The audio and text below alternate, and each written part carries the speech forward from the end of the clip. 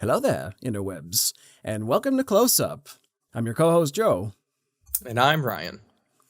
Today, we perform our childhood right and defend the prequels. We were too young to defend them when we were kids, but now we're 25 and have a platform, so too bad to anyone who doesn't want to hear this. Yeah, too bad. And even if you don't want to hear this, don't click away. We need all ears. Yes, yeah, we still do.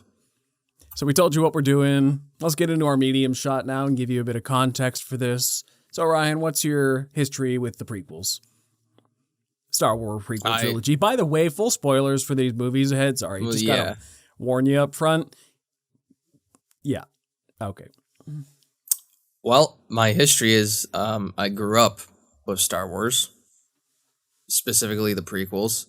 I don't remember much of seeing episode 1 or 2 a lot when I was younger, besides like on DVD, and I don't remember going to the theater to watch the trilogy at all.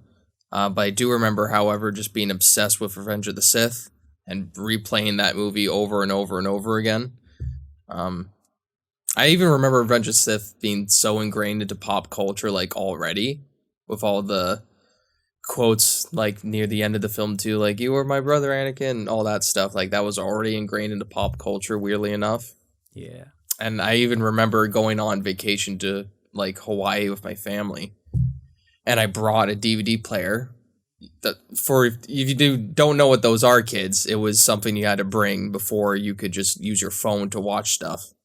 Brought an actual, like, miniature television DVD player, and the only movie I brought was Revenge of the Sith, and I watched it every night. So yeah, I have a strong history with this franchise. It was like a week. Every night for a week. That's commitment. Respect that. It was a good movie. For sure. I loved it. I had my headphones in. No one cared. But yeah, I remember this trilogy coming out, loving it. And this is when I learned what prequels and originals meant, because, and like the idea of it being ingrained into my brain was so weird at the time, because like these movies came out after, but they're set before. It was mind-boggling to me at the time. And then I fell in love with the original trilogy, and here we are today. Yeah. I even remember like buying the little toy lightsabers that you could flick out. I had like a Count Dooku one and then an Obi-Wan episode 2 version. I still got some upstairs, actually. Like right in this house. Probably should have brought it down. But anyway. Yeah, actually, I remember the fact that they're called episode 1, 2, and 3 also helped my young mind place them in the chronology. It's like, well, so they came out more recently, but it's episode 1, so it's set before. I guess as a kid, it's easier to explain. Somehow it's harder for adults to figure out, I think. What do you mean they came before? They're newer. I've heard more adults confused than I have been in my lifetime about the concept of a prequel. Funny enough. Yeah, for me, I grew up on these as well. I definitely watched the original trilogy more. Actually, that might not even be. I think I've seen the original movies more, but as a kid, my mom, being the preeminent Star Wars fan in the house, always made sure that the prequels got just about equal footing in the household, because she loved them all equally, all 6 of them, and you know, she grew up. She saw A New Hope in theaters when that came out, and she's loved it ever since, and she's loved every Star Wars movie except the sequels. So, you know, when I was a kid, she made sure there was no prequel hate in my household growing up. It was just Star Wars is awesome. That was the vibe. My dad never really cared for Star Wars one way or another. He just kind of, yeah, whatever. It's a movie to watch. But yeah, these movies were on all the time as a kid. I used to do yearly marathons where I'd watch all 6 of them. And sometimes that Clone Wars micro series as well, I'd throw in there, and just whatever.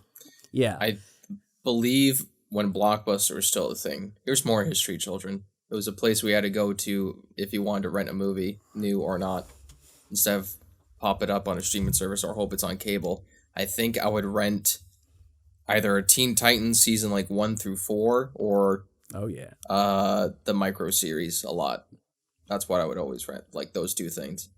My dad's like, "Don't you want something different?" I'm like, "No, I like this." Yeah, the Star Wars Yeah. love for me, I think I've inherited from my uncle because Oh he yeah. was a huge Star Wars fan when he was a kid, and he still is now. And I remember talking to him about Star Wars during when the sequels were coming out and the other movies and everything else. So yeah, I've inherited that. My parents weren't like huge Star Wars fans, but they watched it. Yeah. These movies definitely got a bad rap basically our entire lives. And I'll admit that as time wore on, I did start to buy into it a little bit. I remember the first time my childhood opinion of the prequel started to sour a bit was when I saw Phantom Menace 3D when it re-released in theaters. And that was the first time I'm like, I don't love this movie as much as I remember as a kid. That's disappointing.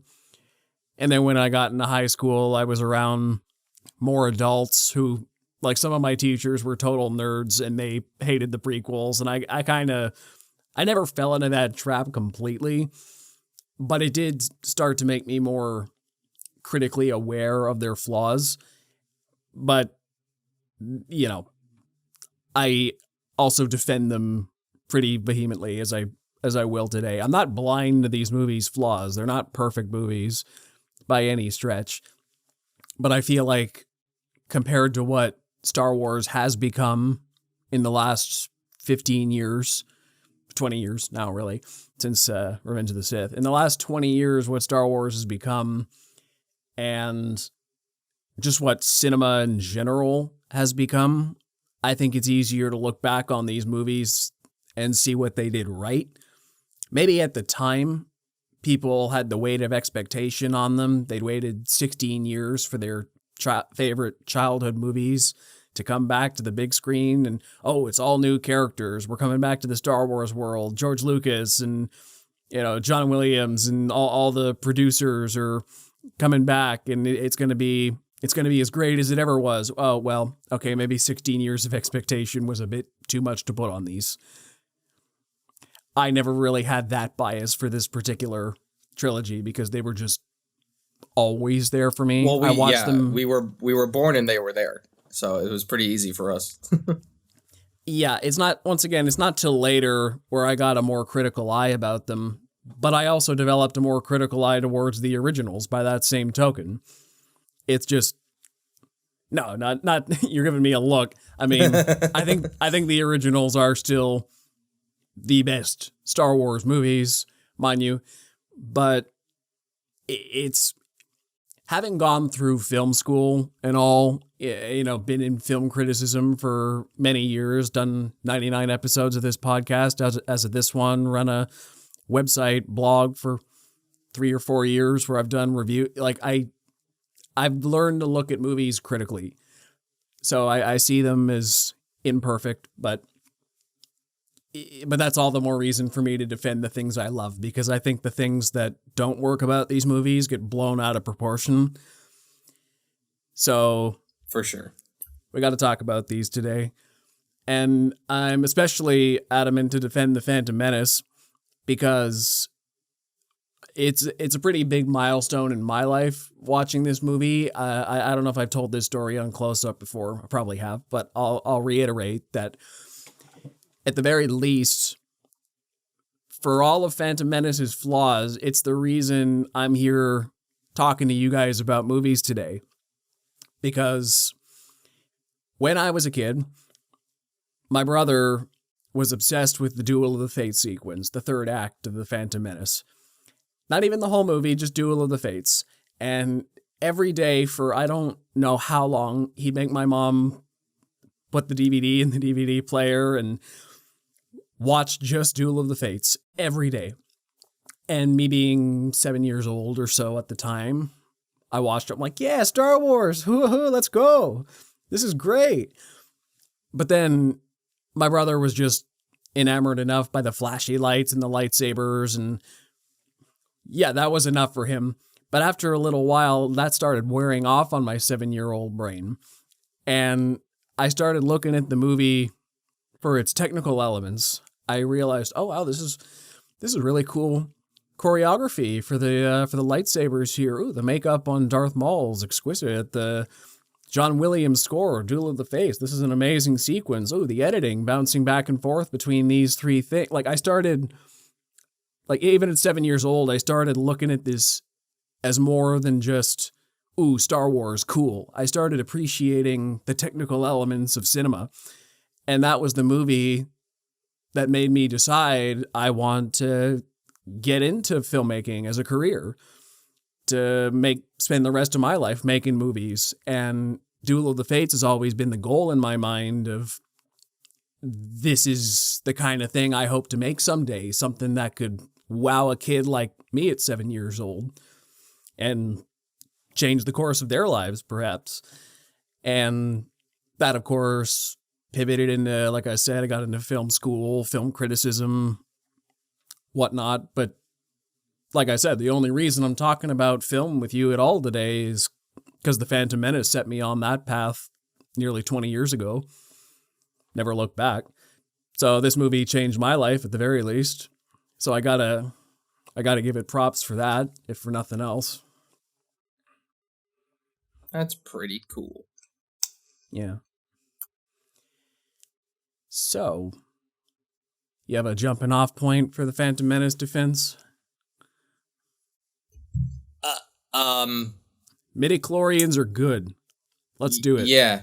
Let's jump out the gate. Yeah. It's not a bad idea to try to add some scientific explanation to your religion. I get your problem. I get the problem. It's, the Force used to be a fantasy thing that, oh, anyone could have it if you just worked hard enough. Well, there's a little thing called biology. I'm sorry, but we're not all created equal. People from different areas of the world are born with different genetic makeups. Some people have more strengths than others. Everyone has different strength. Like, even just if you're historically born in a place with like higher altitudes, you can, like, you're just better at braving thinner air than other people. If you're like born more to the sea, like I'm pretty sure there have been genetic correlations. Like some people are just different. Like some people have different immunities to disease depending on where your background's from. Whatever. Like we're not all the same. So the fact that the Force is basically a biological component makes some sense. It's found more condensed in some people than others, whether that's through selective breeding or luck of the draw. It's just genetics. And yeah, sure, there is still a fantasy element to it. It is still a pretty fantastical power to have, but I don't think it's a bad thing that the Jedi of all people know the scientific basis of where this came from. To the galaxy at large, it is still a fantasy thing. They don't understand it. But the Jedi are a monastic tradition who live to serve the living Force. And if they don't know about it as much as you can know about it, then what are they even doing?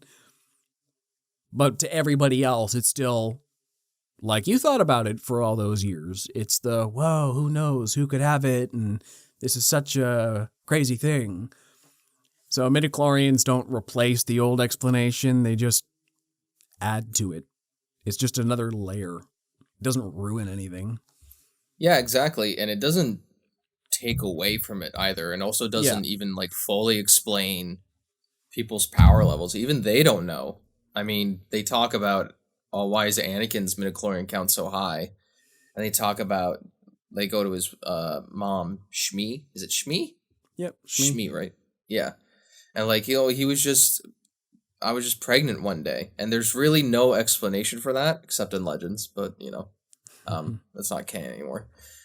But during like this process, there's still some mystery to it where like even the Jedi still don't have all the answers. So midichlorians aren't like a set rule for, in my opinion. It's not like a set rule that everybody, like if you have more midichlorians, you're just more powerful. It's just, I feel like it's like a side effect of, if you're more powerful, you're probably going to have more midichlorians. I don't think it's the other way around. I think it was just blown way too out of proportion, where it's like, what's Obi-Wan's midichlorian count? What's Yoda's? What's blah, blah, blah? It's like, well, it's just, you're focusing too hard on, like, one aspect of what George was trying to expand in this universe. Yeah. You're not like, focusing on the good stuff. Yeah, like, think about Anakin Skywalker in particular, right? In The Phantom Menace, Obi-Wan makes a note that, wow, he's got a higher midichlorian count than even Master Yoda. Yoda's still obviously more innately powerful because he's 900 years old. Exactly. And, Anakin never reached that level of potential because, well, as the rest of these movies show, things got in the way. He was never able to achieve his full level. So the fact that he had a higher count than anyone else doesn't matter because he was cocky and a little lazy sometimes. Yeah. It happens. Yeah. Yeah. Not the Jedi I should be. No, you weren't. Sorry. No. You didn't live up. You were very powerful. You didn't live up to the hype. Yeah, for sure. Although there wasn't a whole lot of hype with him at first because they didn't let him join. They really didn't want him. Much fear I sense in you. Fear leads to anger, anger leads to hate, hate leads to suffering. Yoda basically just foreshadowed the whole saga there. And the whole fan base of the Star Wars fan base, if I'm being honest. Yeah. There's like small moments like that where still make it feel like Star Wars, where there's still like not even just Yoda-ism. I just made that up. Yeah. But there's also just a bunch of like Force wisdom as well, where even Obi-Wan, he's still reluctant with, what his master is like, putting so much faith in this kid. But Qui-Gon Jinn has so much faith in him because he still is more of like feels more in tune with the Force than he does with the Council. And by the way, Qui-Gon Jinn is probably one of the best things in this movie. He's amazing. I loved Liam Neeson. He actually just came out with a quote recently when someone's like, "Would you come back to do live action?" And he just blatantly says, "I'm too fucking old. Like I can't do it anymore." He's like, "I love the character, but he can't do it apparently." Or he came back in voice acting roles and brief had that one cameo in Kenobi, but other than that, I mean, fair on him. I'm willing to do an entire episode on how much I like Qui-Gon Jinn. I really think I can fill a whole hour just talking about this guy, but I'll suffice it to say he's probably the best thing about The Phantom Menace. Okay, I think a little context is needed about why, though. When people who grew up with the original trilogy envisioned the prequels, they probably pictured the Jedi Knights as very much like Qui-Gon Jinn. Just these level-headed badasses who were servants of the living Force and keepers of the peace, and he was just the epitome for what everyone envisioned. Not these overly bureaucratic, political people who just sat on their asses all day in a council room and made judgments on whoever stood before them. What? No, he can't join. He's too old. Had this really strict code of conduct. Can't get married, can't bring in anyone older than a child. You can't do this or that, get involved in political affairs, even if it's right. Oh, we're not gonna mess up the sovereignty of the Trade Federation. They're there fair and square.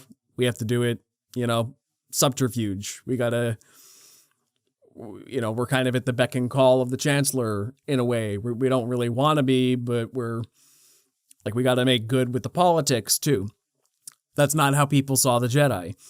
A lot of Star Wars fans saw that portrayal as a betrayal of what they thought the Order stood for. They're like, oh, these guys are kind of boring and jerks, and I don't really root for them. Well, that was the point.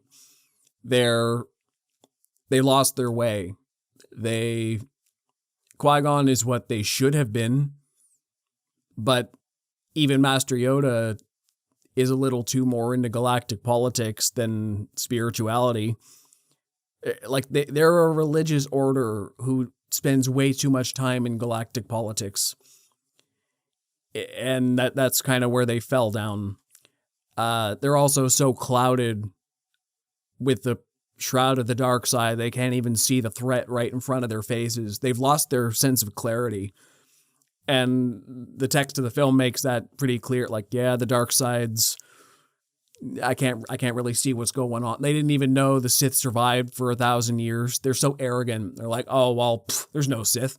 We killed them all 1,000 years ago.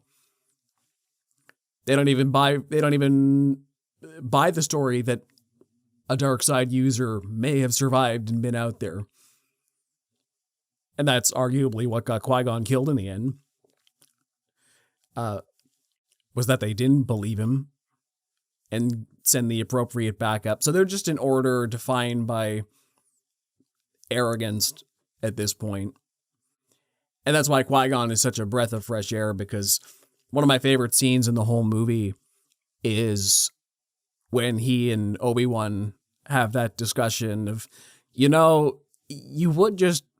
be on the council by now, Master, if you just went with the flow a little bit better. And Qui-Gon ripoffs Obi-Wan and basically says, well, I don't really have an interest in that. I'm not here to be on the council and rise up the hierarchy. I'm here to, I'm here for my spiritual beliefs and to do what's right and to further the Jedi way that I believe in, not the way it's going. There's all the subtext, but it's just a very interesting scene to see that Obi-Wan is a by the Jedi code, and Qui-Gon Jinn, who we've already come to respect by this point in the movie, basically says the code isn't all there is. Don't take it so literally. Yeah. He's like the perfect representation of what an entire Jedi Order should be. Yeah. I think more people would feel better, or like around the time, feel better about what the Jedi Council is if they got to see maybe like what a Jedi Order would look like with a bunch of Qui-Gons, but also it's you got to accept the timelines here, because you got to work your way up to Anakin Skywalker and his turn to the dark side, and then So I think it's actually pretty smart. If they didn't have Qui-Gon to be stupid in the movie, but they have Qui-Gon to be like, no, like we've kind of lost our way as Jedi Knights, for the galaxy.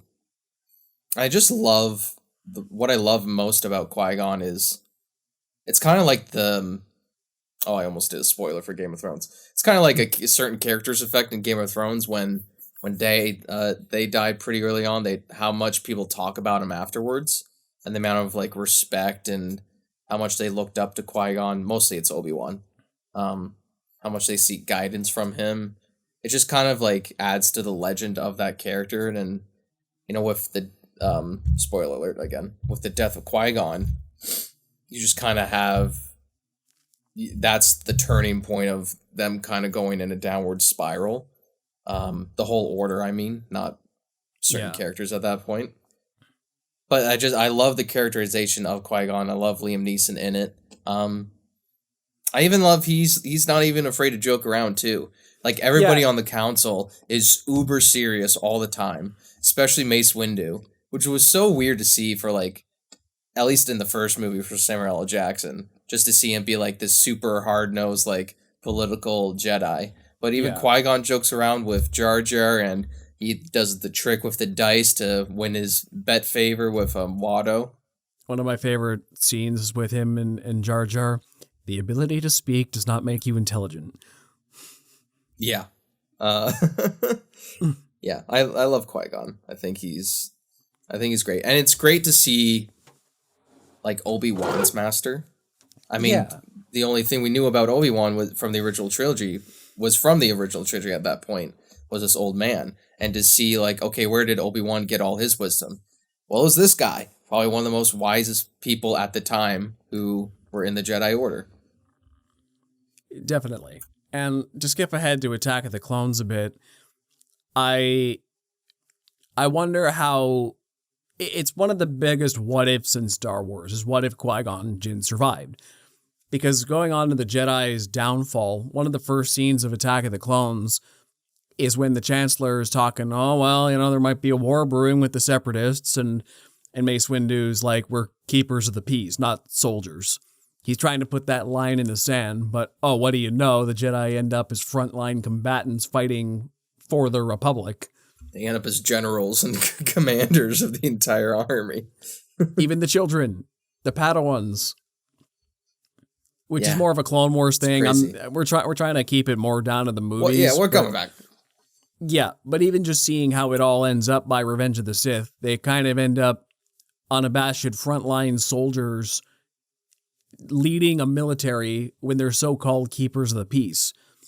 And even Count Dooku, one of my favorite scenes in Attack of the Clones is when he's confronting Obi-Wan, and he says, oh, well, I was Qui-Gon's master, and I'm pretty confident he would have joined me if he was still alive. And Obi-Wan's like, what? My master? Never.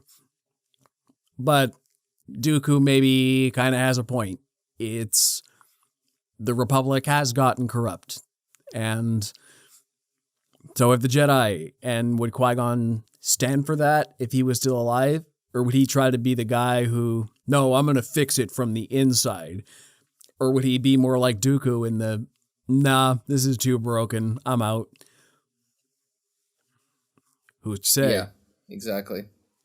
I love that Attack of the Clones scene so much. I know I'm jumping ahead a little bit, but not only is that like the first time you see Count Dooku, like that's his intro scene, but there's so much subtext with that character.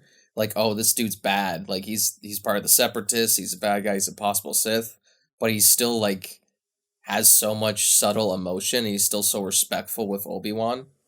It's great. Also, it's Christopher Lee. Who doesn't love Christopher Lee? Count Dooku is the most. Count Dooku is the most. What's the word I'm looking for? He's the only Sith you can really have a conversation with. He's so sophisticated. Yeah. We'll get to him later. But anyway. speaking of other Sith, you want to talk about Darth Maul? Ooh, yeah. Another big what if. Badass. Man of few words. At last, I love his design. Jedi. At last, we have a revenge. Pretty sure that's his like only dialogue. Oh yeah, that's movie. It. That's his entire. It's great. That's it. Oh, and then there's that scene where Sidious is like, "My apprentice, Lord Maul," and then he just kind of stands behind. Yeah, him he with comes a out. cue. Like, yeah, it's great. Arms crossed. I love watching Maul and like his first like confrontation with Qui-Gon on Tatooine. You can kind of see he's holding the double-bladed lightsaber, but it's like a giant staff almost. Yeah. So you're kind of like looking at it like that's a strange design, but it's such a cool like fight. And then even Qui-Gon's like, I think the Sith have returned. And it's like it's funny. Like I don't know if this is true or maybe it's from the originals, but like this is the start of certain people telling political people in power some people are back, but them not believing them because they don't have enough evidence. Like there's that episode in Ahsoka where it's like, hey, they're going back to try and get Thrawn. It's like, what? You have no evidence? But in Ahsoka, I mean, like three your squadron men were dead. You political bastard. Anyway, I've already ranted about that scene. Anyway, yeah, I understand why Darth Maul didn't carry on though, because he wasn't much of a character in this movie. He was just supposed to be, and I think in a macro sense, he was just Sidious's assassin. Even Sidious never really saw a future for this guy for too long. Right. He's just he's just the guy who's really good at fighting and taking orders. And then Dooku is the Machiavellian political leader who could spearhead a civil war movement that he needed at that time. And then Vader is... Right. I've heard it said that in a way the three villains of this trilogy make up what Darth Vader is altogether. Darth Maul was... I'm trying to remember what Darth Maul was.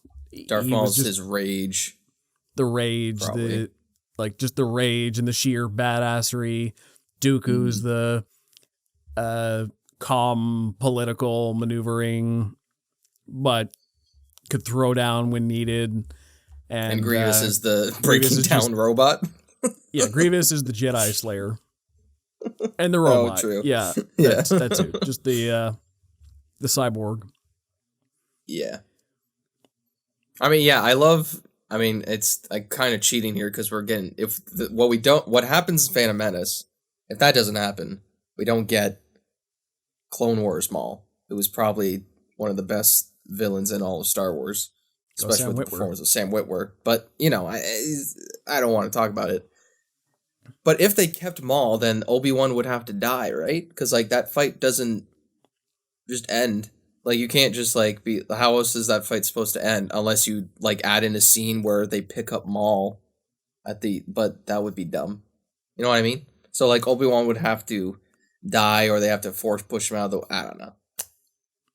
Yeah. But, however, I thought we would wait a little bit, but Duel of the Fates... Amazing. Well, like I said, it's the thing that got me into filmmaking. Yeah. The score, the John Williams score, the whole thing, it's literally named the name of the fight. The choreography is amazing. The fighting between both Liam Neeson, Ewan McGregor, and Ray Park, phenomenal. I think low-key, one of my favorite, maybe my favorite lightsaber fight in all of Star Wars is the one-on-one between Maul and Obi-Wan after Qui-Gon dies. Just when the ray shields go down and Ewan McGregor and Ray Park go at it. With their, that was amazing. It has been noted that they went so fast that the digital cameras at the time could not pick up the amount of frame. I think they were shooting on 24 frames a second or 29 or something at the time, and both Ray Park and Ewan McGregor went way too fast that they couldn't pick up all of the moves. Was that one? Kind of choppy. I know I heard a story like that on Revenge of the Sith. With him and Hayden Christensen. They did that too? It was probably them too, but it was also Ray Park and Ewan McGregor. So much so, I think, I was actually talking to Steve. Shout out Steve. He said he saw someone do a 60 frame rate or maybe 120 frame rate of that scene, and it looks bad. How fast it is. It's too fast and too smooth. So I think it's just a correlation between both. But yeah, the fighting is brilliant. It's not even just the fact that how fast it is, but it's the moves they do. It's when, because a lot of really bad choreography sword fights, they do someone does a slash and then a random spin but doesn't do anything, you're spinning for no reason. What Ray Park does, he spins with the lightsaber, so he's got he has no choice but to defend or block it, and the behind the back blocks are great. It's so good. The choreography is amazing. For sure. In all these films. Whatever you say about the prequels, all you haters out there, the haters, about, the dialogue, even some acting points, at least with all three of these movies, the climax, the final fight is amazing. In every single one. Anakin some of the best Obi-Wan, fighting. Duel of the Fates, Geonosis, Anakin and Obi-Wan versus Dooku. Even at the both times. They're phenomenal. Beat every sequel movie out of the water in terms of climaxes. It's phenomenal fighting, phenomenal choreography, and it's iconic. We still talk about it to this day, 25 years later. What I also love about it is the blocking, how the characters use the environment as well. It's not just we're gonna smash lightsabers for a little bit. It's no, it's on levels. There's different platforms. Obi-Wan gets knocked off at a certain point. They're jumping up and down on the platforms. The ray shields are blocking. Oh, we got to run through that at high speed, or like wait our time till they go down. There's big pits for them to get cut off and fall down or jump out of. For, Maul's got the high ground over Obi-Wan, and he has to jump up and slash him in half. Like, well, there's a lot of levels there. But we also can't discount the other sections of it too. The Gungans against the droids, having all the, their balls of energy and the ray shields, and even even just the beginning when they're sounding the trumpets on the advance, or seeing the those droid holders that had the racks that come out of them and just place down the entire army. Or the space battle where the Naboo starfighters are going around that Trade Federation ship. This is pod racing. Let's do a spinning. That's a neat trick. Yeah, and it's what's crazy too. What this movie came out 90 stayed in the ship. 9? Yep. 99, like fully 25th CGI anniversary battles this year. Crazy. I'll probably go to see a screening. That'd be fun. Oh, me too. Yeah, fully CGI battles in 99, and they still look pretty decent to this day. Now, what I'll say is, what is it like? Isn't Jar Jar the first fully, not the first fully rendered, but the first performance capture? It's okay. Character? I was doing a little bit of research, and some people were saying it counts as motion reference, not motion capture, because he wasn't wearing a mocap suit per se.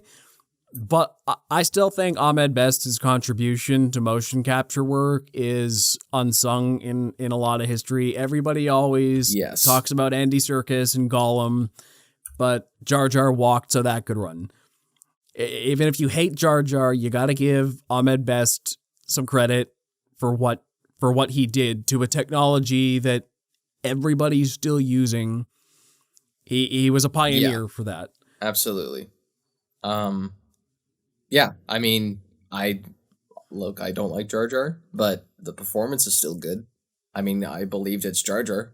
It's still a good performance, whether you like that sort of stuff or not. 100%. And the CGI still holds up. It's crazy. Yeah. 99.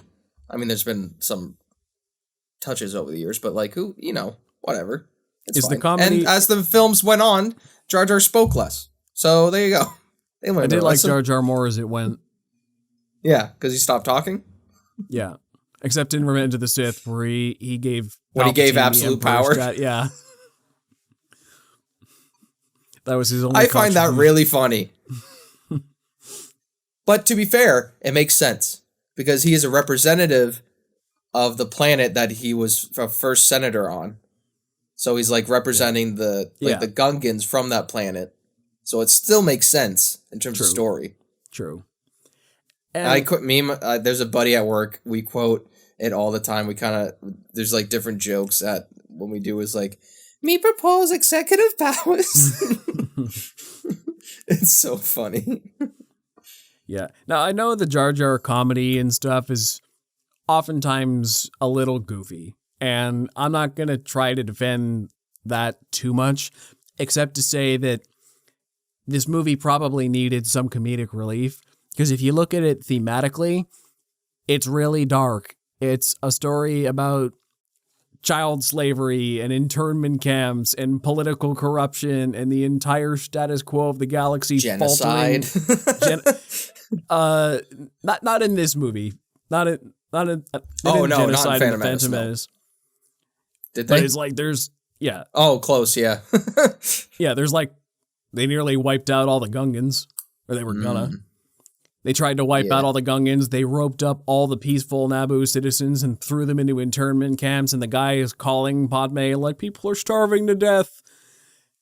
It's really bad. You got to come back. I need to do a Star Wars rewatch. And the Jedi are just kind of turning a blind eye to all of it. They don't really want to get involved in the politics. The Republic's willing to let the Trade Federation just do this to Naboo because they have the sovereignty. Palpatine throws his plan into play to enact a non-confidence vote on Chancellor Valorum and seize power because, like, the good man was weak as a leader and there was a power vacuum. just there's so much seeds of political corruption here that don't come to fruition till later. But this movie has some very dark themes underneath the surface. And that's why I think George wanted that goofy Jar Jar comedy, because he's like, this could easily be the darkest Star Wars. Mm-hmm. I think people were just mad because it made them think for once. And I don't think people like to think when they go to see a movie. Yeah, I got to defend the politics too, though. People always say, "Oh, the politics in Phantom Menace are boring," and politics that is a large part of it. And yeah, sometimes it does get a little bit dull, a little bit. But that said, I think it's better there than not.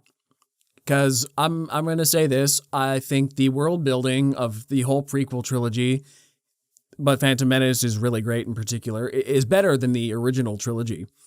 The original trilogy is basically just a oppressive empire, has their hands in everything, good rebellion wants to take them down. The prequel politics have all these different factions who you kind of, like, even though they don't go super far in depth, you understand what everyone's doing. The Jedi are this reclusive order who are getting too involved in politics and don't want to get sucked into a war. The Trade Federation have this army that they use to enact their will on people who, I think people who owe them money or something. I don't remember why the Trade Federation does what they do, but they manage trade in the galaxy, and they have basically have no oversight, and they're pawns of the bad guys. And then you have the Separatists who want to separate from the Republic, but the Republic's going to fight a war over them. You got the Kaminoans who have an entire army they commissioned over a bounty hunter. You got, Jango Fett. You have the Sith faction. You have the politicians like Padme and Bail Organa who are trying to promote peace in the Senate. You have these outlying worlds and gangster worlds like Tatooine where there's slavery and the Hutt cartels. Like, the prequel movies set up so much. Like, even the word Sith was never uttered in the original trilogy. It's just a word every Star Wars fan knows and accepts 100%, but it was never said before the Phantom Menace. So even little things like that, like in the original, there were just Jedi and the dark side. There was no such thing as Sith in the old ones. But yeah, I think that's one thing I don't think I ever knew that. It's one thing I realized years ago. I'm like, wait, when was Sith uttered for the first time? Oh, Phantom Menace. What do you know? But yeah, I think the Phantom Menace and all the prequels have way better world building than the original trilogy. The politics and inner workings of the galaxy and the different factions, I understand so much more about the Star Wars world watching the prequels than I do the original. I go so far as to say most of my favorite elements of the Star Wars world came about because of the prequels' introduction to them. They set the stage for a lot of things to expand on later, but they're still really interesting just in these movies to explore. Yeah, totally agree. And they also explain it well. We understand who everyone is and why the events happening matter to them. Unlike the sequels, where they kind of vaguely reference things and we never really understand who's who or why it matters. Like, we don't even really know why the Resistance is who they are. Like, it 100% relies on expanded material. Yeah, there's the Republic, but there's also the First Order, which is supposed to be like a fascist group from the Outer Rim, but the Republic's not fighting them, but the Resistance is. I guess you're an Empire offshoot, but we never really establish what you are. Why do you have so much power and money? Apparently, they explain it in like not a concept art book, but one of those like. Yeah, I don't it's doubt so that. Weird. I don't doubt they've explained it in books and other material, but I'm just saying if we're judging the movies here, the prequels did a really good job of setting up who's who and why. But Joe, they fly now. They fly now? Wouldn't you know it? I'm going to do a strong defense right now. All right, I don't think Jake Lloyd was bad. I think He did what he had to do. He had to play a 9-year-old. You know how hard it is to play a 9-year-old? That's tough, dude. And I think he's adorable. I think he's adorable. I think the community ruined that poor man's life. I think Jake Lloyd is very good at what George probably wanted, which was just this sweet, innocent kid who you can't even really imagine turning into Darth Vader someday. He's just so innately good as a person that it all relies on the fact that we know what this kid is going to turn into. So seeing Darth Vader as a child, a lot of people said, "Oh, well, that just makes Darth Vader way less tough. How am I supposed to fear him and hate him if I see him as a child?" Yeah, that's the point. We're supposed to sympathize with him so that his eventual fall, which we know is coming, hits all the harder. He was a good guy once. He was just a kid. Wasn't there, like, for a while, I don't know if it happened during the Phantom Menace, but, like, when the whole trilogy was out, there was, like, and on the box set cover, there was, like, Jake Lloyd on the front, but the shadow was, like, Darth Vader. Yep, that was the main poster. Yeah. Nope, that was cool. the poster. To me, that's sick. All right. It's better than what we do nowadays, which ironically kind of the prequels started, where it's everybody's heads on the fucking poster now, and that's just every movie now with every big franchise. But when the prequels did it, looked sick. But now it's just well, because when the prequels did it, they still had actual poster artists. It's like painting, yeah. Now it's just Photoshop. Of everyone's heads. Boring. I also have to give credit to the production design of The Phantom Menace. I know Attack of the Clones and Revenge of the Sith started leaning harder into CGI, but there's a lot of actual practical sets in The Phantom Menace, like the hangar bays and Naboo and Tatooine, and just like all those places in The Phantom Menace were mostly real. Yeah. They were practical sets and costumes and puppetry for the aliens. Even just think of somewhere inconsequential, like the Tatooine market they walk through and piss off Sebulba. Like, even that's got so much character in it. Just one section of Mos Eisley, I think it is. Maybe it was Mos Espa. I'm a fake fan. I don't remember. But yeah, I called Sebulba Watto earlier. That's my bad. Whoops. Yeah. But yeah, or Watto's junk shop, or even Palpatine's quarters on Coruscant, or the Jedi Council chamber, which is telling in its barrenness. Just the designs for every faction feel every planet, every character, they all feel unique, and it's just very impressive. Like, everywhere from Otto Gunga to the Trade Federation, like, everyone's got a unique look, and it's just so thoroughly crafted. It's beautiful, really. The action, pod racing's sick. Yeah, that was what I was gonna get to next. It's just cool. It's awesome. What a fun concept. And for most of it, there's like no music. It's just the sound of the engines. That's George Lucas like in his race cars. Yeah. Like, there's so much. Oh god, this movie's so good. I don't know why people hate it. It's just like little things, and also just the visual effects are so ahead of the time and just pioneer so much. Like fully CGI characters, fully CGI backgrounds, or even scenes for that matter. Like, I don't know how they were able to do this on like a bulky ass computer. It must have taken them years. I mean, it's ILM, so they can do anything. Yeah.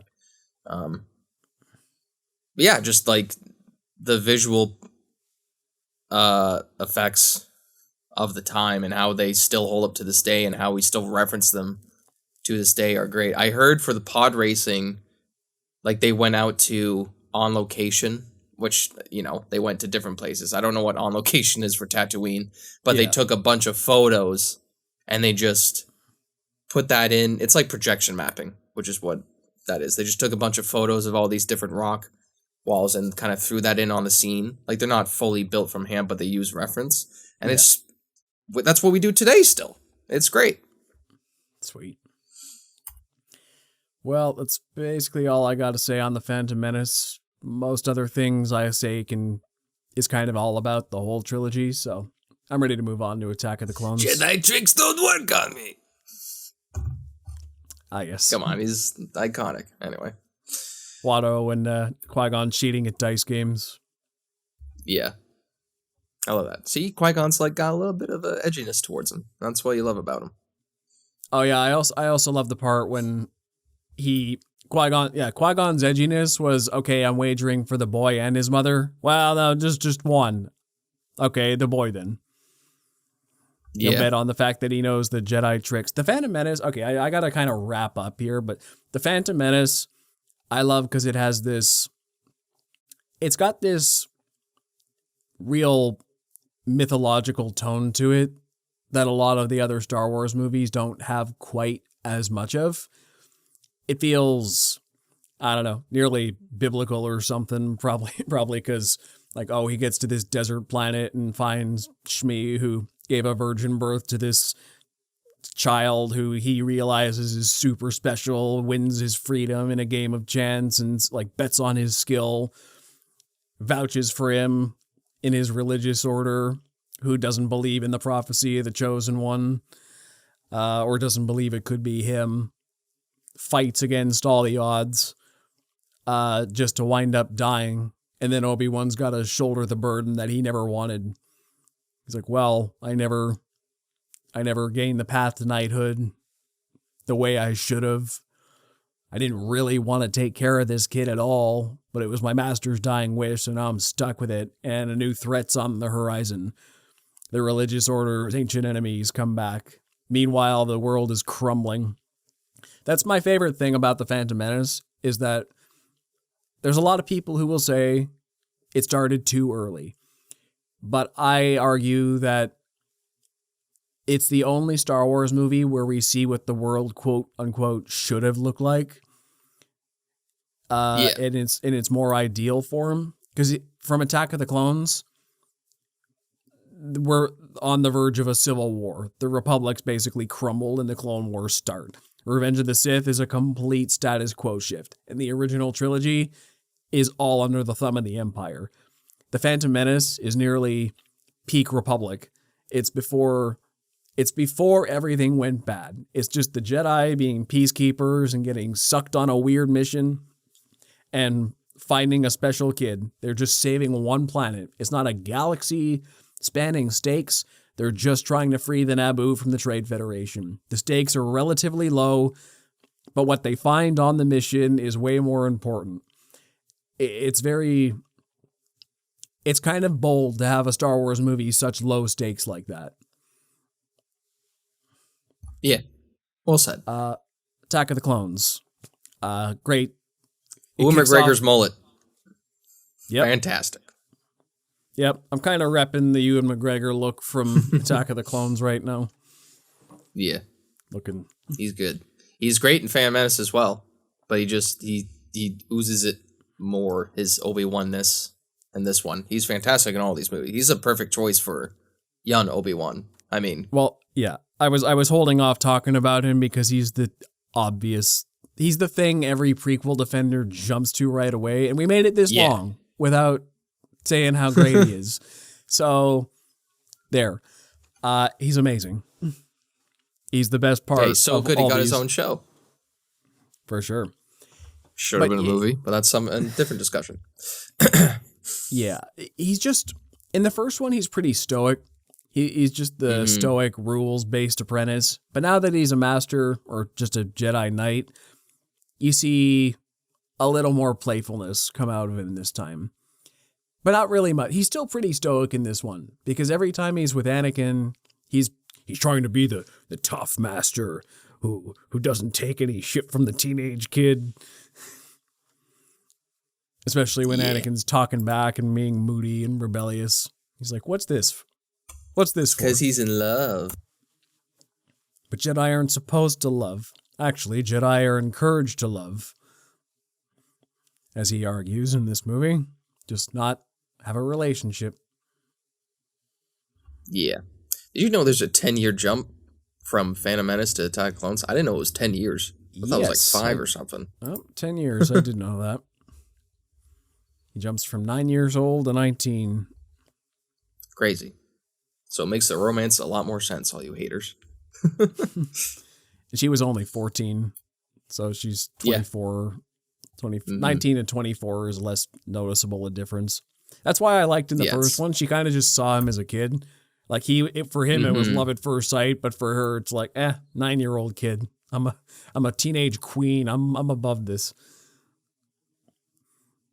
Yeah. But in the second one, but you're not. Yeah. Yeah. And you know what? Let's just jump right into that.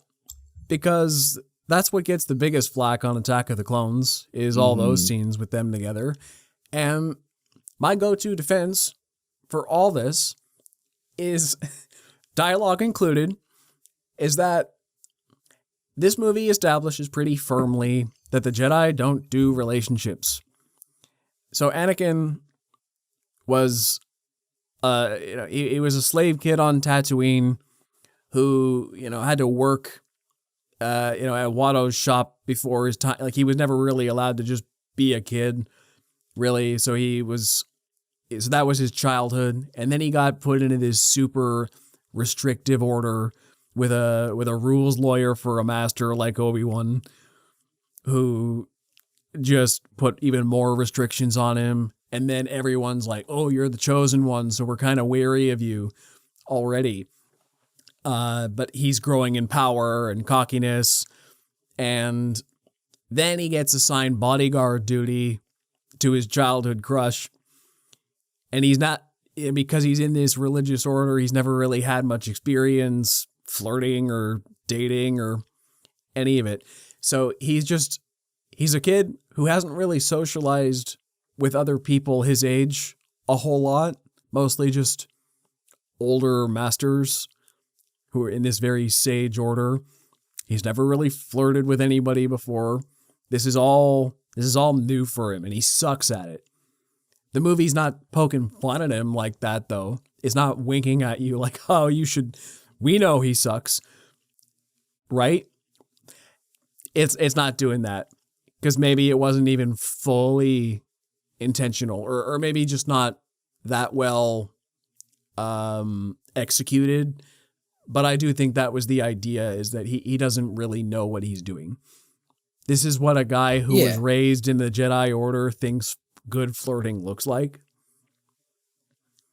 Yeah, it's so true. And he's got all this pent up aggression. Everyone's worried about midichlorians. They should have been worrying about his hormones. And also in defense, it worked. It worked, yeah.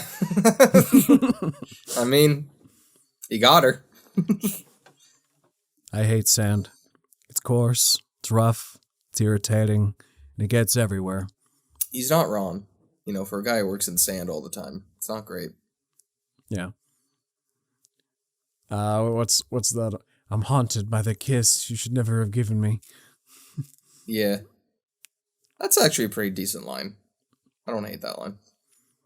It's like a little too Shakespearean, but I think that's what people don't like. That, okay. You killed that scene where not just the men, goes, but the women and the children too. They're animals, and I slaughtered them like animals.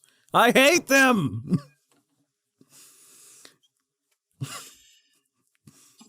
Is good. I mean, could have used a different take. Listen, George is not. The Skywalkers are whiners. I defend that. You saw Luke Skywalker throwing a hissy fit just like that in the same room. Pick up some power converters. And then didn't he do that thing with he was whining in that same room to 3PO too, like, I'm never going to get out of here. Like, he's in that exact same room. That was also intentional. The Skywalkers are just whiny babies with a lot of power. Pent up aggression. That too. But yeah, okay, I know we're probably jumping right in the middle of it, but I actually like when they go back to Tatooine, when Anakin is having like visions of his mom dying, and then he finds her. I think that whole scene is just beautifully crafted. Yeah. Especially with him on the speeder and the binary sunset setting in the background, finds her in the camp, and then it's dark. It's dark, man. And then you sort of seeing the building blocks of Darth Vader. And you're seeing like, oh, this guy lets his rage consume him very easily. Again, it's his mom. I'd probably do the same thing. Which is also kind of playing into what the Jedi feared. He grew up with attachments, and then he lost that attachment and slaughtered a whole tribe who deserved it, mind you, but still. And then they made him good guys in Book of Boba Fett. Sorry, we're not talking about others. Anyway. Yeah, I mean, I think it's a great scene, and not just the women and the children too, you know. Yeah, he kills all of them. That's crazy. And a Star Wars movie? Your protagonist committed genocide? That's crazy. Yeah. And people focus too much on the acting. Listen, George, he's not an actor-director. He's a visual mastermind. You know, he got the scene he wanted. I saw, one of my favorite... I saw a great take that on the romance scene about the Geonosis battle. And they're like, scrap the dialogue. Just scrap the dialogue and the scene where they're riding out together in silhouette and kiss each other as John Williams Across the Stars plays. That's just like so good. Like all-time great romantic moment for me, because like they know they're about to die and they're riding out in the chariot onto the battlefield. Beautiful moment. You don't need the dialogue before it, but just visually speaking, it tells the story perfect. Or even at the end when they're having their wedding at the end, but now he's got his robot hand. It's a little symbolism of like, oh, it's a happy day, but he's part machine now. He's lost a little humanity for all the events of this movie. Yeah. It's a real set too at the end there. I've seen a lot of people on social media. They do like their proposes there, or they'll do like when Anakin and Padme are walking down that long corridor on Naboo. They'll do that as well. I think they're in, is it Greece or Rome, Italy? Oh yeah, around it's Europe. I don't know. But yeah. But for all the people who shit on like the romance dialogue, the comedy dialogue is hilarious. I love the comedy between Hayden Christensen and Ewan McGregor. I think it's great. There's the death sticks. That's great. Also, when they first arrive in... That's the funniest scene in all of Star Wars. You want to buy some death sticks? I don't want to sell you death sticks. You want to go home and rethink your life? I'm going to go home and rethink my life. That's so funny. Come on. That's great. That's I also an love the all-time scene. moment. I also love the scene I think it's just before that too, where they both walk into the door, and he's handing him his weapon back. Like, you lost this again. This weapon is your life. Yeah, okay. It's like, why do I get the feeling you're going to be the death of me? Just little subtle hints like that. Forgot about that one. That's because he kills him. Anyway, I also the one when they get tied up in the Coliseum. It's like, I did as you instructed, Master. We were on our way to rescue you. And he's just like, good job. Good job. He's like so snarky. I love it. It's funny. For sure. And you've brought this up multiple times, but another positive for Attack of the Clones is the whole mystery that Obi-Wan goes on. He goes on like a whole bounty hunter hunt. Yeah, they finds it brings him to so many interesting locations. It brings him to just take out the romance element entirely. And what if I told you Attack of the Clones was just Obi-Wan saves Senator Amidala from getting assassinated by a bounty hunter. They kill a bounty hunter, and he takes this dart to his friend Dexter Jetster. this, in this really cool 1950s Coruscant diner, finds out records in the Jedi archives have been erased from this planet, goes to Kamino, finds an entire army's been commissioned on behalf of the Republic when nobody asked for this, fights the bounty hunter, whips a thing on his ship, tracks into Geonosis, gets stuck in an asteroid field, has to dodge all these sound mines. Best sound effect in the whole series, by the way. It's so good. Gets to Geonosis, gets captured, gets a face-to-face with the Separatist leader, gets stuck in an arena where he meets up with his apprentice who is having a whole side thing going on, but gets stuck in the arena, escapes from the arena, flies a gunship out to the big war, faces the bad guy one-on-one, and then gets knocked unconscious. But still, Obi-Wan did all the cool stuff in that movie. If I just tell you the Obi-Wan's plot, it's a great movie. And his hair looked immaculate the whole way through. Never once looked like shit. Yes. I think I had not a Lego version, but like a Transformer type thing. Or like maybe a knockoff where they had his Jedi fighter, Starfighter, and it turned into like a giant robot Obi-Wan like version with a lightsaber included. It was really sick. I think I had Anakin's for that. Yeah. I had Obi-Wan's because it was red. I had Grievous too. And maybe Maul as well. Yeah, I had a couple of those. That's true. Oh yeah. A lot of like the toys or like Lego stuff I had as a kid were all prequel stuff too. Like even before Clone Wars. That's what made it so iconic in the first place as well. I definitely had more prequel Lego than original trilogy Lego. Yeah. I had that you mentioned it before, but that Battle Droid carrier. I had that Lego piece. Oh yeah. I remember it was a bitch to build, but it was so cool. Yeah. Let's see. Yeah, I also love the design of Kamino. Just all this sleek white. It's also an introduction to Boba Fett. Mm-hmm. Yeah. Child Boba Fett. Coolest character in the whole franchise. Which, once again, Star Wars fans complain, this isn't how I imagine Boba Fett to be. You made him a kid like you made Darth. You made him a kid like you made Darth Vader. Now I can't take him seriously. He's a clone. That's on you. Yeah. Which I think is a pretty sick backstory. He was the one unaltered clone of this badass who was the template for a whole army, who he raised as a son and watched a Jedi murder in front of him. That's why he's got a thing against Jedi. Mm-hmm. I also think it's kind of cool in the grand scheme. You don't see what happens to him in Revenge of the Sith because there's no time for that.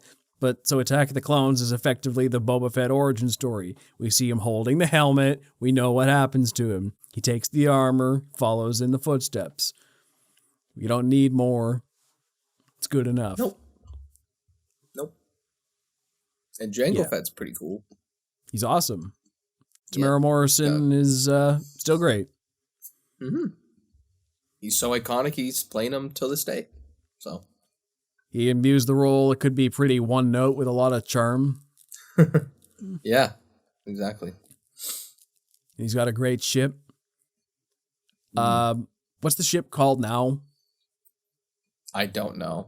I just know it was originally called Slave One, but then but Disney is now not even people, just Disney with wokeness. Yeah. I think it's just called. Let me look it up. I think it's just called Boba Fett Starship now. I don't think they gave it another name. I think they did, and it's really stupid. Fire Spray. Fire Spray. Dumb. Fire Spray was originally just the type of ship Slave One is. Okay. If you called it Sonic Spray, that makes more sense. Yeah. I think we all still call it Slave One, though. That's what we grew up with. That's what I'm always going to call it.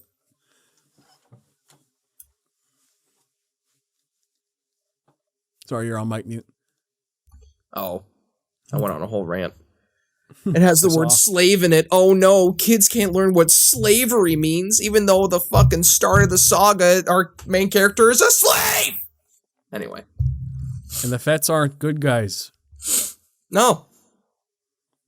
So whatever. What are we doing? If Obi-Wan's ship was called Slave One when he gets to Kamino, whatever. I understand that would be bad. Jango Fett doesn't matter. This wasn't supposed to turn into like We Hate Disney podcast, but it's become more and more every episode. We did a whole episode on defending the sequels, and we tried. We really tried. We actually like these movies, if you can't tell. Yeah. Let's see. I really like the Geonosis fight. Last time I watched this scene, it made me realize how wildly unoriginal new movies are. I'm like, you know what, sir? The CGI hasn't aged the best, but the way it's shot, it's mostly long takes showing this epic action with clone army and Jedi and battle droids all fighting it out, shooting down the Techno Union ships, crash into the ground, gunships on the sand. There's a lot of crazy, like the arena fight with the three monsters and all the Jedi in the arena getting shot down by battle droids and Jango Fett the bounty hunter. There's a very clear sense of geography. We know who everybody is. There's a lot of various types of threat. There's a good tone throughout. Minus C-3PO with his head cut off, wandering around the battlefield, but it's comedy. Yeah, but it's pretty serious besides that. There's a beheading. That's, these are kids' movies. I always thought, even as a kid, I was like, shouldn't his head have fallen off of when he picked up the helmet? But someone later on did like a frame by frame, and you see the shadow of his head. I see. It's so bad, but like they had to add that in there. Oh man, but it's really. I mean, just think of a third act action sequence today. Somehow, this scene is just as epic as I remember it, but it's more subdued. Once again, this movie isn't going for end of the world drama, which I appreciate. It's just a big battle at the end, which is epic. Yeah. But you can also still tell what's going on because it's shot wide. It's well presented. It's interesting. The production design is really original. Everything you're seeing in these scenes is instantly iconic for all the right reasons. It's just the amount of imagination that goes into a scene like this, I don't see much anymore. And it's colorful too. They make the sands look great and everything. Like the clone trooper, like the stark white clone trooper armor and the Jedi's lightsabers, just like everything about it looks amazing. Yeah. It's fantastic, and I just love, you made a good point about it too, but like with all these movies, how each fight is framed, I love how you see it. You actually see it. Nowadays, it's all a bunch of like jump cutty, and even if it's like a one-on-one fight, you get these really weird like half close-ups and then they just jump back and forth every 2 seconds. Here, they'll let you like play a whole scene out with longer takes, maybe 10 seconds of a choreography, because they actually allowed people to train and have the time to do it. Yeah. But I love that you can actually see the fights, and it's so ingrained into our brains now. It's phenomenal. Yeah. And yeah, the clone troopers, it's them all being like all CGI. It looks a little weird, but they still look great. They're still modeled fantastic. How else are you going to have tens of thousands of clones on screen? The CGI is a little dated, but it's still really good animation. Yeah.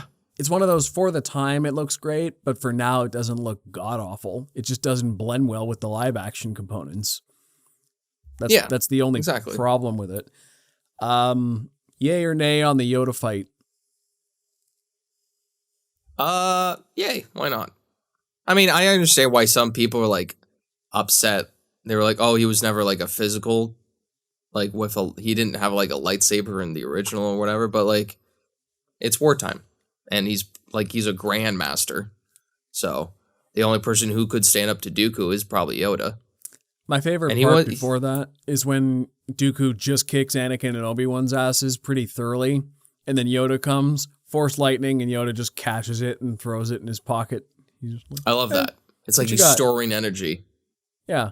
It's like, this is what a master looks like. Come on. Yeah. It just adds to the legend of Yoda. and how powerful he is. I don't know why we're all so upset about it. I get why people wanted him to be more of a force combatant than a blade combatant, but I'm kind of in that camp too, but I'm also not upset we got the fight. It's kind of cool to see it, at least, so. And he does use a lot of the Force in all of his fights, like more so than most people. I mean, he's throwing shit at Dooku, and I think part of the problem is more how Dooku started that battle, where he's like, well, it's obvious this battle can't be settled with our knowledge of the Force, but with our skill with a blade. I'm like, yeah, they're saying that because Yoda would beat you in a Force-on-Force contest, but okay. Yeah. Because you know you're one of the best swordsmen of your era. You're putting the skill in your favor. I get it. But I mean, it's a cool line, though. Yeah. But I also like how the good guys are pretty thoroughly defeated in this one. It's nearly the Empire Strikes Back of it. Mm-hmm. Anakin gets his hand chopped off. His mother gets murdered. A lot of Jedi are wiped out on Geonosis. The galaxy's plunged into civil war. Dooku gets away. The good guys lose in a 2-on-1 fight against him. Even Yoda doesn't beat him because he has to save Anakin and Obi-Wan. Lots bad here. Yeah. But it ends with a wedding. Actually, not true. It doesn't end with the wedding. It ends with the clones marching off to war. Ah. That's true. Begun the Clone Wars have. Is that your best Yoda? No. I'm not going to try again. Not an impression I do. Some impressions I can do, but... Yeah, you know, I mean, I pretty famously am not super high on Attack of the Clones. It's pretty low on my list, but there's still some good stuff in it. It's one of my and at least it connects well with the other two movies, so for sure that. It's a good middle installment. Yeah. It weathered the jump from Drake Lloyd to Hayden Christensen pretty well. Mm-hmm. All things considered. It's the one that shows Anakin's discontent with the Order, where he and Obi-Wan don't really get along all that well in it. Like, you see, they're more of a master-apprentice relationship, and there's a healthy respect there. But this is the teenager who he's on his first solo mission, and this is his coming of age story where he finds out who he is on his own without Obi-Wan watching his every move. And wouldn't you know it, he's kind of a horny teenager and a bit of a genocidal guy. Lets his rage get the better of him without anyone. It happens. It happens. Yeah. He's also impulsive, but he's also a caring guy. You know, he spends the whole time bodyguarding Padme because he starts falling in love with her. And even in the Dooku battle, he gets distracted trying to save Obi-Wan, jumps in the way of Dooku's blade. Like, he's pissed off at him as a master, but he's still going to protect him.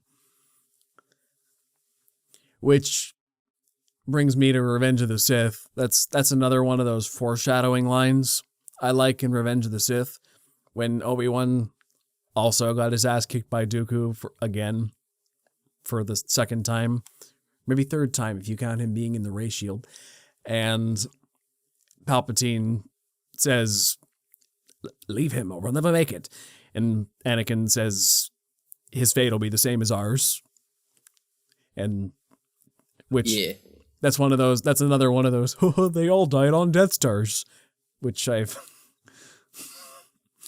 yes, I didn't realize that. God damn it. Literally was. That one's not an original. That one I've seen before. Okay. But yeah. Little references like that sprinkled in these movies. Gotta love them. They're subtle.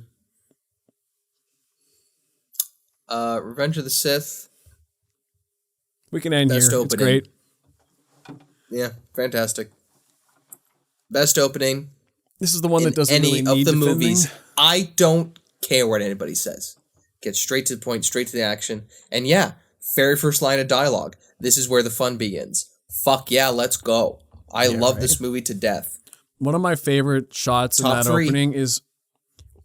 Yeah, for sure. It's my third favorite. Right behind A New Hope and Empire. I love the opening shot where you see the ships, Obi-Wan and Anakin's ships, and you know it's them. They're flying in tandem. They're super in sync. They're flying over the top of the Republic You can cruiser. kind of see R2.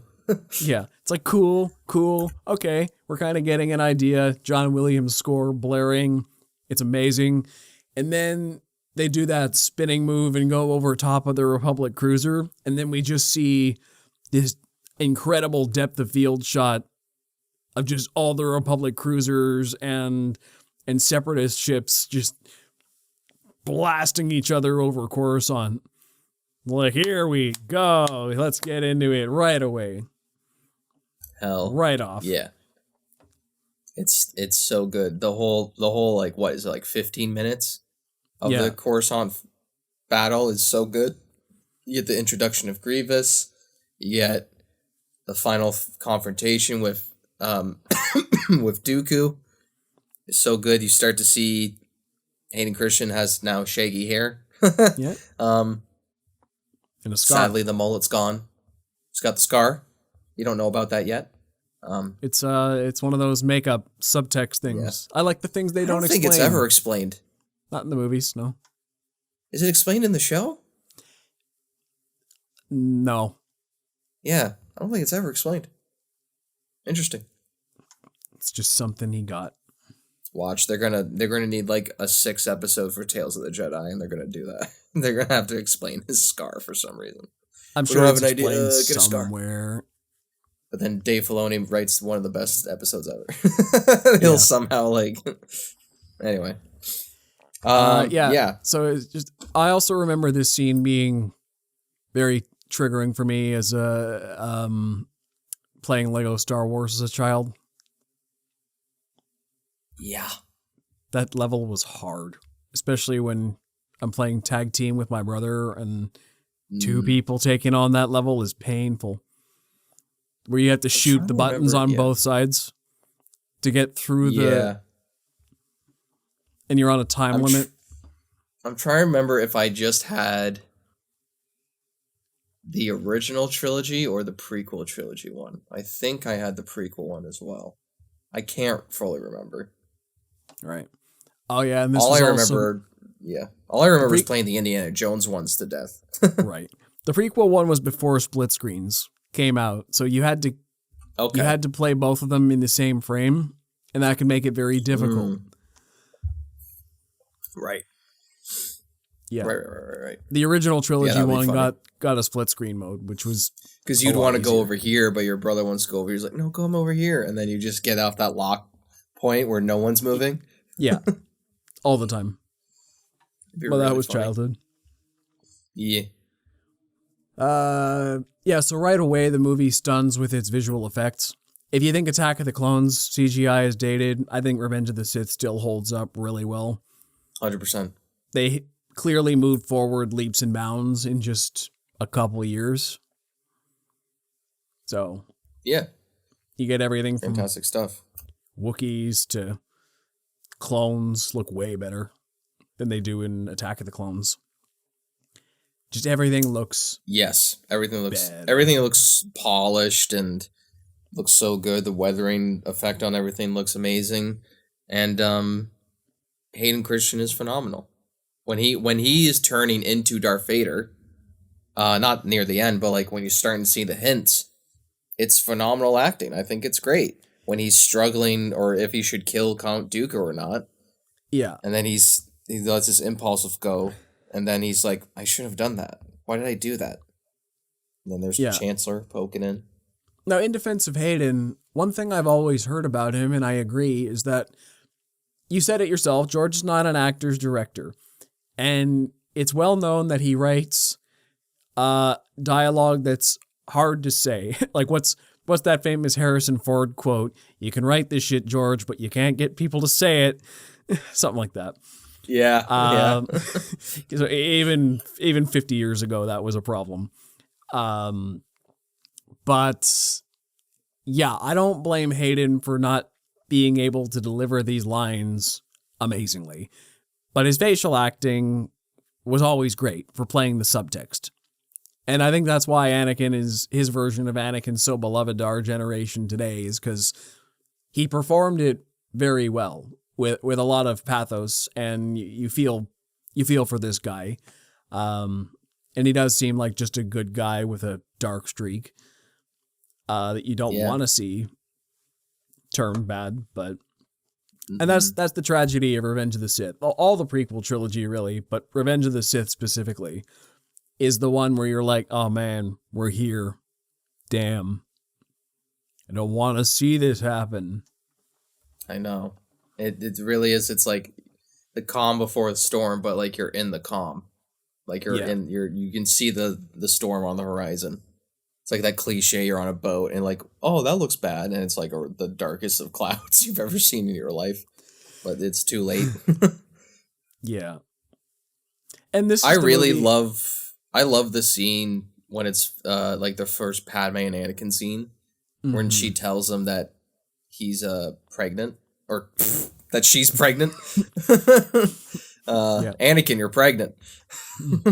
What? And there's so many emotions that they play, because they're both so happy but so afraid at the same time, because this hasn't happened in hundreds of years of the Jedi Order, and they don't really know what's going to happen. Yeah. Who knows? Obi-Wan, Satine? Anybody? Yoda and Yaddle. If you know, you know. We were just joking about Yoda and Yaddle in the office today. Yeah, we don't know. Yoda came from somewhere.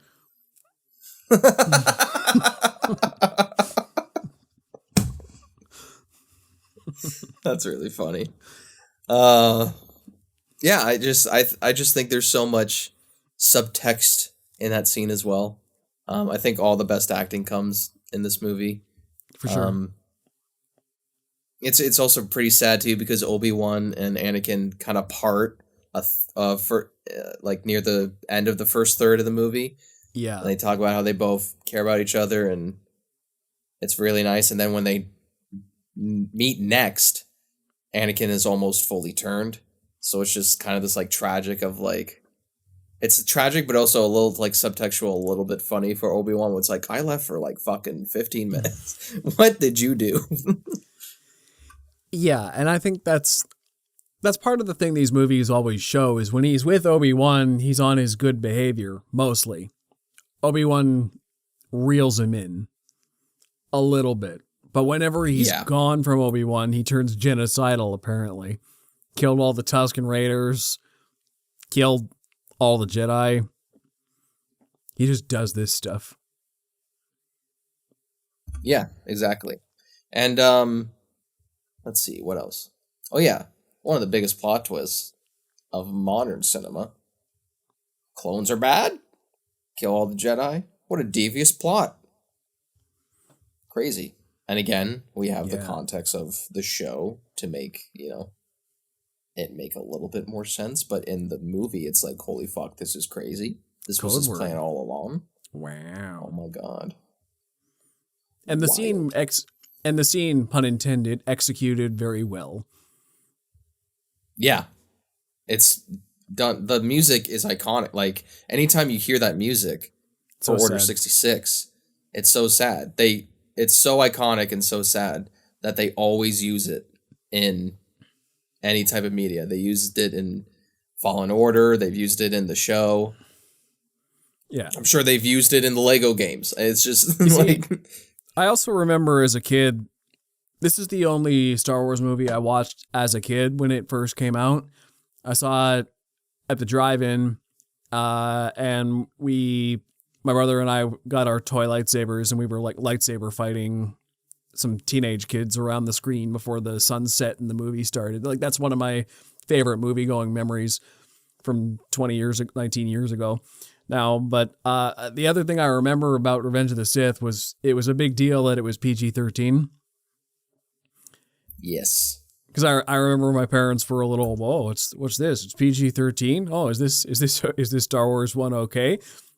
And then I'm like, yeah, sure, it's okay. It's the one with genocide and the main character burning alive in the end, Killing children, and killing his wife. I mean, she died of a broken heart. But... There's too many of them. What are we going to do? Die. Oh my god, it was so fun. I don't think it's there anymore, but someone did like an Unreal Engine edit of Anakin just murdering children. It's so bad. It's like he force picks up like him on the wall to the ceiling, and it's so bad. Luckily it cuts out there, but it's just like, oh my god, what do they do to this poor kid? Oh Lord. Also, George Lucas Jr. makes a cameo as a Padawan. I don't know if his name's George Lucas Jr., but I know it's his son. Like it was the kid who saved Bail Organa, right? Yeah. Yeah. He's got some good moves. My brother actually got his best friend the autograph of the Master Skywalker. There were too many of them, kid. That's awesome. Yeah. Have you seen that clip where that kid goes to a con and meets Hayden Christensen? And then almost right away, but not at all. Like recognizes him when he says the line, and he just is like, "No way!" Like freaks out a little bit. That's great. It's pretty cool.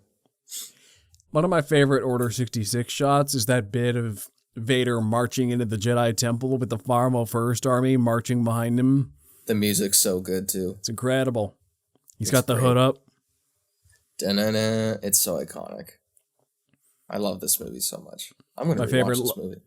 My favorite level of the Battlefront 2 game.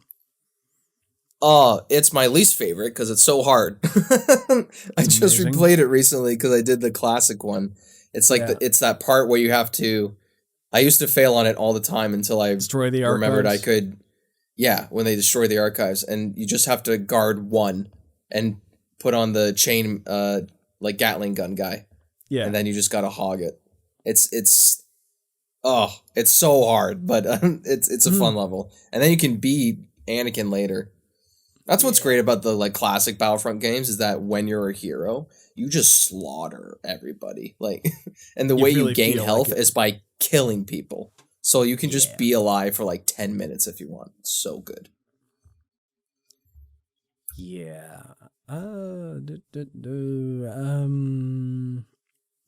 I think this movie's super quotable. Yeah. Just like with our Spider-Man defense, the third movie's the most quotable. I think basically every child who grew up with this movie knows the Anakin Obi-Wan fight scene dialogue by heart. I've done it with multiple people, completely just like, okay, we're just at a party and this is just going this way and we're just doing this. And I've done the recitation of the entire thing on multiple points in my life.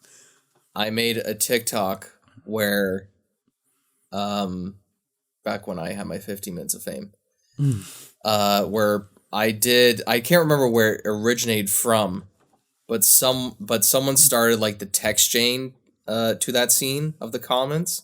Yeah. And I just took a screenshot over the audio of that scene. It was a fun edit and it did pretty well. And then people continued afterwards. I'm like, guys, there's like no dialogue left for like 20 minutes. Like they're like jumps into lava. It was cool. I need to find that video. I don't know where it is. I wonder if we could do it like unprompted now, but I don't want to embarrass myself. It's been a while. Probably, but I should have to remember where it starts off. It starts off with Obi-Wan coming out. You brought her here to kill me. You've done that yourself. Yeah, he says, I don't remember. I know there's like a shirt where it's like, where it's like the what would Jesus do, and it's in the like just the first letters. They have that, but for that scene on a shirt. It's so good. I love it. I love the Star Wars community. I love the good natured Star Wars community people. Yeah, the fun. Not the shitty ones who most recently called a trailer woke because reasons. It has women in it. It has women in it, and it's set 100 years before I saw a couple black people in it, and most of them were women. Oh, Well, it's like, it's woke. wow. Why is it woke? And they just didn't explain themselves. I don't know, man. Whatever. Anyway, back to the good stuff. I'm actually excited about that show. It looks good. See, that line is the one where Obi-Wan proves himself a hypocrite. The only a Sith deals in absolutes, which is an absolute. Yeah. The Jedi are hypocrites. They are. And also, the end always breaks my heart. I hate you. You were my brother, Anakin. I loved you. And then he burns. You were the chosen one. It was said you would destroy the Sith, not join them. Bring balance to the Force, not leave it in darkness. And if you don't have that scene, you don't get their final confrontation in Kenobi, where that scene's just as heartbreaking. If not, I don't know. This might be a hot take. Maybe even more heartbreaking. I've only seen it once when I watched the show, so it's not as ingrained in me, but it was good. It's just when Ewan McGregor's so good, but he's like, I'm sorry. I'm sorry for all of it. And then Anakin goes, you didn't kill Anakin Skywalker. And then his face goes from blue to red because the lightsabers. He goes, I did. Oh, yeah. So good. The show should have ended there. Why did they keep going with the Reva plot? I'm sorry. By the time she got to Owen and Beru, I'm like, even Owen and Beru can kick her ass at this point. And they did. Yeah, they did. And I laughed very hard because I called it. Listen, as soon as she got... We said it before, and we'll say it again. Kenobi is the best and the worst Star Wars you've ever seen. That's what the show is. But yeah, Revenge of the Sith. It's good. I also love the line when Padme's watching Palpatine become the Emperor, and she says, "So this is how liberty dies, with thunderous applause." Which maybe in 2005 that seemed far-fetched, but today that's a little scary because I see the way politics are today, and some people like the people who are in charge of major political parties around the world. And I'm like, some of these people have cult-like followings, and I'm like, and they don't have any sense of irony. What? Political rallies clapping at political corruption in modern times? That hasn't happened, Joe. Yeah, it's just it's just like, okay, so like you do know what you're rooting for, right? I'm like, you worship some of these people who are clearly not good people, and you're basically rooting for the fall of democracy. It's like Star Wars was 20 years ahead. That's a great line. Maybe at the time that seemed naive. Like who's going to celebrate the fall of democracy as it's happening? We're going through it now in many countries around the world. I'm not just talking about the U.S. MAGA! Sorry. Something caught my throat. Anyway. Yeah, I mean, even guys like Putin have a pretty big following in Russia, too. Like around the world, we're getting these leaders who people idolize. I think he got reelected recently. Well, not that Russian elections are real elections. Let's move on. I think he's been prime minister as long as I've been alive, which is when weird. Your political opposition is stop. Joe, there's a red dot on your forehead. Oh, sorry. I'll do the Willem Dafoe. Oh. Yeah. Oh my God. I'm trying to remember like other great stuff about. Oh yeah, Grievous. We gotta talk about Grievous. He's a cool concept. I like Grievous. I mean, I loved him in the micro series and how menacing he was. So a lot of that, I think, kind of helps him carry over. And then also the prequel. Sorry, not the prequel, but the other Clone Wars series. It's very hard for me to not be colored by his introduction in the first micro series, where the I'm just remembering Ki-Adi-Mundi in the Down Republic cruiser holding out, and there's like 4 Jedi, and then you hear the mechanical stomping, and there's that one super sweaty apprentice who's just like, steady, steady. And then he runs out and Grievous just crushes him. Amazing. It's a great series. I wish it wasn't decanonized, but I also get why. Or when Shakti is trying to save Chancellor Palpatine and Grievous is just hunting them in his Magna Guards, or just hunting them through Coruscant. So good. What is it? Like Shakti's been killed off the most in all of Star Wars media for some reason? 4 times. I've seen it for sure at least twice. Yeah. There's the not really the micro series. Technically, she kind of just got off. tied up in that. Yeah. Yeah. There's a deleted scene in Revenge of the Sith where she gets killed. There's a scene in the Lego Star Wars where Anakin stabs her. Oh yeah. There's the Force Unleashed is the one I know most. And I think they say something. They say something in the final season of the Clone Wars, where we've captured Palpatine. Shakti was we're trying to communicate with Shakti, but we can't get a hold of her. So like that's kind of canon. But like, this poor woman has been murdered a numerous amount of times for no reason. Wow. Actually, speaking of Shakti and kind of the side characters, that also reminds me, there was that character, Aayla Secura. She was actually originated in the old expanded universe canon, and George Lucas, I guess, liked the design of her or the character, so he threw her into live action. And that's one of the few examples of the expanded media being brought into the live action movies. So that was a cool thing about Revenge of the Sith. Oh, yeah. Something I remember now. My mom used to have a shirt where I think she got it. We were at some Star Wars thing, probably Disneyland. And it was one of those things where you could put your face on a character. Oh, so it's my mom as Aayla Secura and my grandma as Padme in like an Attack of Clones side by side.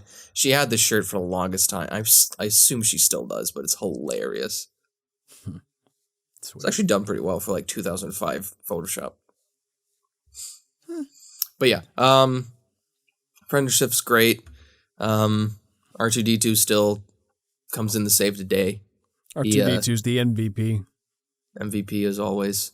It's also a little bit sad when when Anakin tells him to wait by the ship, and then in the original trilogy he does, and then in the original trilogy he doesn't, because last time he waited by the ship, he lost his best friend. Isn't that sad? That was sad. I saw that like comparison once, and it made me cry. I was already having a rough day, but I was like, why did you tell me that? I also like that scene at the start when he takes out a super battle droid with all the oil. Lights it on fire. It's pretty funny. Jets away. Mm-hmm. I like the buzz droids. The buzz droids are cool. Yeah. They kill R5. That's scary. Or R3 or 4. R4? I don't remember which R. Was it R4? R4. Poor guy. I had a mini Lego figure of him. Oh. That was funny. Yeah, he came with Obi-Wan in one set randomly. They're like, we need to add another character on the set. I can't remember what it was. Just Sidious versus Yoda. Sidious versus Yoda. Yeah, that's cool. I like when they're throwing like the chairs, the seats of the government at each other. I think my favorite is right before that when Yoda just comes in and there's the 2 guards just whips them against the wall and knocks them unconscious. What's that Family Guy scene where it's like they do as a joke, like, you know that scene where Yoda walks in? Why does Sidious have a desk? What's he doing there? That's where he manages from. Yeah, but he's got no papers. He's just sitting there. It's just funny, yeah. And I love how that scene is kind of, because a lot of times, and especially modern media, when they cut away from a fight, they're just cutting away to 2 people talking. But here, they cut to the biggest fight in all of Star Wars, the Mustafar fight, which... Yeah, And the Mustafar fight is one of those reasons where I'm also like, why did you bother making sequels? You're not going to reach these emotional heights again. What do you mean? It's just everything about the ending. You don't feel the emotion of I am all the Jedi? Rey Skywalker. No.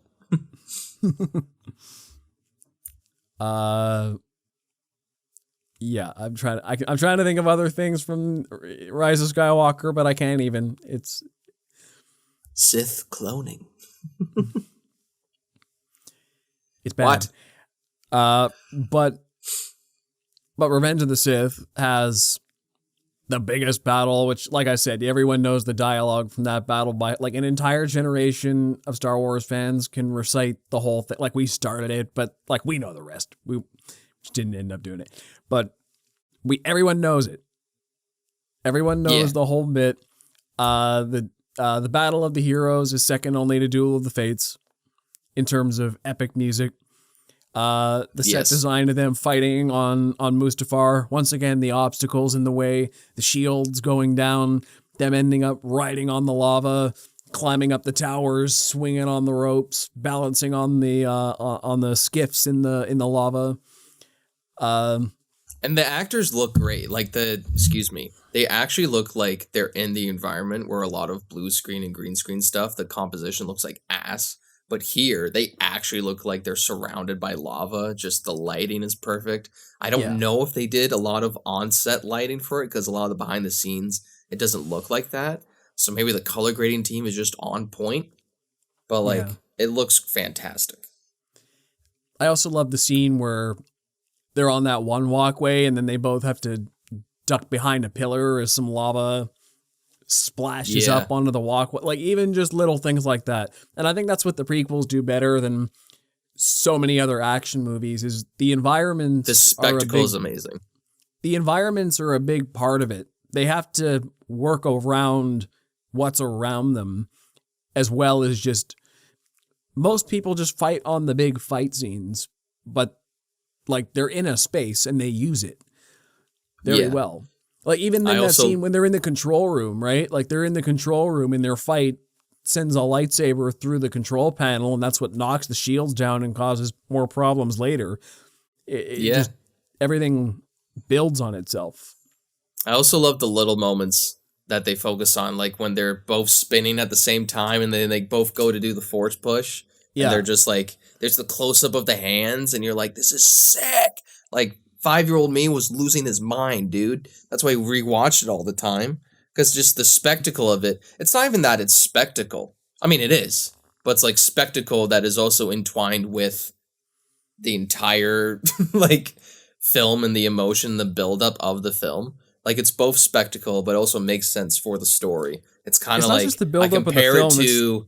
I compare it to like the last Airbender fight scene in season 3 between Aang and Ozai.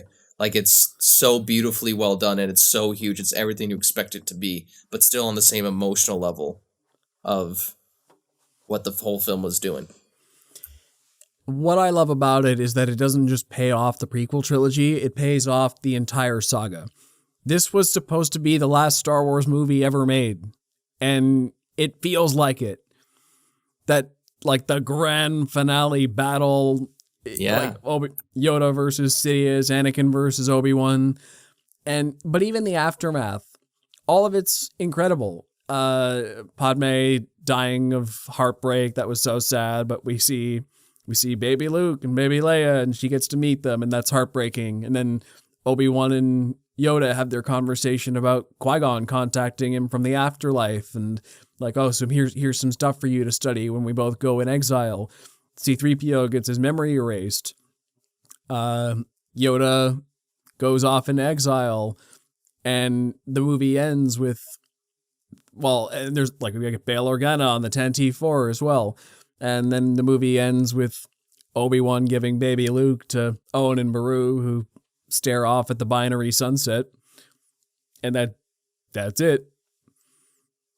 It's like, I like the way they ended on that kind of hopeful ending still, even though it's the darkest movie in the whole Star Wars saga.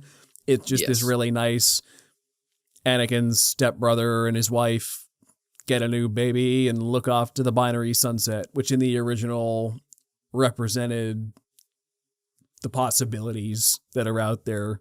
It's the It's like also this Luke galaxy. looking at the binary sunset. Technically, he's just a wee That's baby. True. That's true. Like the galaxy is in a very dark place, and it's in his darkest place. But this nice young couple just got a kid, and it's nice. And it was a Imagine you're just perfect. chilling on your farm and you literally get a 1-day-old like dropped off at your doorstep, and then you're like, okay. But I just remember thinking for the longest time that was the end to all of Star Wars, and it was perfect. Yeah, I mean it's a sad and bitter ending, but it flows beautifully into the original trilogy. I think it's great. It's like it's cyclical because we know the original trilogy comes after, and we know it gets a happier ending. But if Episode 3 is the last Star Wars movie ever made, it also is the most grand Star Wars movie ever made, with the most Shakespearean drama, emotions running high, best action in the franchise, a lot of political intrigue about Anakin's fall to the dark side, multiple genocides, the entire Republic crumbles, and then it ends on a decently hopeful note too. Everybody gets a good There's resolution. always hope. A new hope. Yeah. And now to talk about the original trilogy. I love Star Wars. I love the prequels. I'm going to do a rewatch of the Skywalker saga. And by the rewatch, I'm going to skip 1 to 6. Yeah. I'm going to skip 7 and 9. Be like, you know what? Here's where it ended. Because that is the Force saga, Awakens though. doesn't anger me. I'm okay ending on the franchise on The Force Awakens. To me, like that bit of, Rey handing the lightsaber to Luke Skywalker, that's kind of like the binary sunset we're just talking about. It's possibilities. It's the answers that bug me. I don't want to know if that's where it ended. I'm okay with that. But have we done a ranking yet of our Star Wars movies on this podcast? I'm sure we have. But I know we've talked about it, us personally. We can do that. I'm just got to get my list up. I don't have it. There's been too many over the years to just have it in my brain. I mean, if I'm going from top to bottom, I'd go personally. This is not like a definitive, here's the best whatsoever. Yeah. But like, if I'm going personal, it's Return of the Jedi, Empire Strikes Back, Revenge of the Sith, New Hope,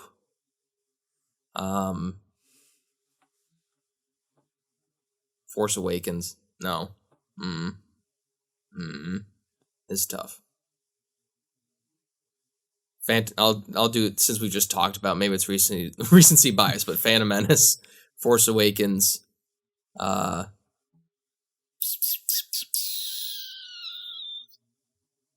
oof. How do I do the bottom 3? Huh. I guess I have to. Attack of Clones, Last Jedi, Rise of Skywalker. Number 11, under my tolerate, there's my tolerate/dislike. 11, The Last Jedi. 10, Rise of Skywalker. Yes, I like The Rise of Skywalker more than The Last Jedi. Deal with it. I respect The Last Jedi. I think it's a better movie than Rise of Skywalker, but it pisses me off too much to rank it higher on my personal ranking. I can't do it. The movies I like: number 9, Solo. 8, Attack of the Clones. 7, Force Awakens. 6, Rogue One. 5, Phantom Menace. 4, Return of the Jedi. Love. 3, Revenge of the Sith. 2, Empire Strikes Back. 1, A New Hope. I forgot about Solo and Rogue One. I would put Solo above... No. I put it below Attack of the Clones. Sorry, Solo fans. And I would put Rogue One right below Force Awakens. I love that third act, but it's the first two I just kind of drags for me. Well, the reason I put it above Force Awakens is because I still think it stands alone as a movie better. Force Awakens was Force Awakens was like number 4 for me when it first came out. And then I saw the other two and it went down because it doesn't stand alone very well. It's all the setup to questions I did not like the answers for. You just said you would stop watching them after 7. Because it's the possibilities. I like the questions. I didn't like the answers. Okay. So that's why in a franchise ranking, it's lower than it once was. But when I just saw that movie, I loved it. But we're talking about the prequels. Watch our Defending the Sequels episode. We really gave it an honest effort. We really did. We tried. There's good stuff in all these movies. Even the shittiest. Yeah. So speaking of the sequels, I think a big defense of the prequels for me is that these were the creator's vision for the franchise. Yes. The sequels are glorified fan fiction. You can take them as canon. You don't have to. I'm a big fan of the Star Wars Legends, old expanded universe. Frankly, that's the same thing. Same boat. Not made by the creator. You can take it or leave it. These movies were made by the guy who made the whole thing. They're his story. So whether you like it or not, that's the story. And they're Star Wars episodes 1 to 6 and the Clone Wars cartoon are really the only quote-unquote legitimate Star Wars out there, as far as I'm concerned. The rest is just made by successors or given a green light by the studio. Like, it's all Star Wars, but the only legitimate Star Wars is 1 to 6 in the Clone Wars cartoon. The stuff George Lucas produced. So true. So that's why, love the sequels or hate them. This is love the prequels or hate them. They're the creator's vision. So I think automatically they need to be respected more. Imagine if we were in the dark universe and they're like, actually, the prequels are no longer canon and we're going to remake the prequels. Of course. I would riot. No, bro. There's no way they would do it because they would lose so much money. It wouldn't make sense financially. Well, see, that's my favorite thing about Disney Star Wars is when they first started, they avoided the prequels like the plague. It was lucky to get one reference in The Force Awakens to cloning or something. Like, it was like, wow, they're really, really avoiding this. But then over time, they realized that, it's our demographic that grew up with the prequels that's buying into Star Wars now. So they have to appease us too. And now, oh, look, you get the Obi-Wan Kenobi show starring Ewan McGregor. You get the Ahsoka show based on the cartoon we all grew up with. We're getting Star Wars tailored to us now, which is, I'm fine with that because they're showing love to the good stories. Yeah. Good movies. Yeah. My other thing, just in a macro sense, I think John Williams' scores for these are better than the original trilogy or the sequels. I think these are the best he did in the whole franchise. No, you're right. I mean, there's Duel of the Fates. There's the Battle of the Heroes. 501st March. There's yeah. There's phenomenal shit. Yeah. Like, I love the original trilogy scores, but he outdid himself with the prequel scores. They're all a lot more musically complex. They have he even threw in the choir arrangements for stuff like that. There's just a lot more going on with these, more variety of music, I think. And it communicates. And I think it's also because the prequels have more emotional depth than the originals. The originals are a lot more about the war itself. It's more black and white. It's good versus evil and cool. There's some character moments in the middle of the war, but the prequels are all about these heavy, intense emotions, this larger than life scale, this political rivalries, and John Williams' score captures all the subtext behind these things. Personally, that's what drives most of the movie forward. I think the directing and the acting, and the writing, it's all good. But I think it's the production design and the score that carry the prequels. If you're like, take the dialogue out of it. If you're just watching any of the prequel movies with like the sound off and John Williams' score, it's incredible. That's all you need. It tells the whole story, just visually speaking and with those audio cues. Yeah, it's phenomenal music. I mean, I don't think John Williams has ever turned out a bad musical score in his life. So he's on the Mount Rushmore of great movie composers. There's him, Hans Zimmer. That's it. I can't think of the other two. I just watched Maestro, so I'll say Leonard Bernstein. Yeah. Maybe Ludwig Göransson in the future. He's on his way. I would put in a little soft spot for Bear McQuarrie as well. He's done some phenomenal work, but he hasn't done that much. Maybe that's why he's so good. I don't know. James Horner. I'm sure. Now you're just saying really names to me. I'm like, I don't know that many composers, if I'm being honest. It's a weak spot for me as well. Mm. James Horner did Titanic, Avatar, Braveheart. Oh, right. Yes. That I remember. Yeah. Well, we've gone on a while. Do you like these movies yet? I do. So. And I feel like we did okay because we didn't even get into the most. Like, we didn't even have to get too deep into the plot or anything. No. Which, like, we're talking a bit more niche things here, which is fine. The plots, I love the plot too. It's just epic and in scope, and yeah, it's one of those. Well, it's what it needed to be, right? It had to be like almost not on par, but it had to be almost as epic as the first trilogy. And you had to have, like they talk about the Clone Wars, right? It's a whole entire war before the Empire takeover, so it had to be had to be epic.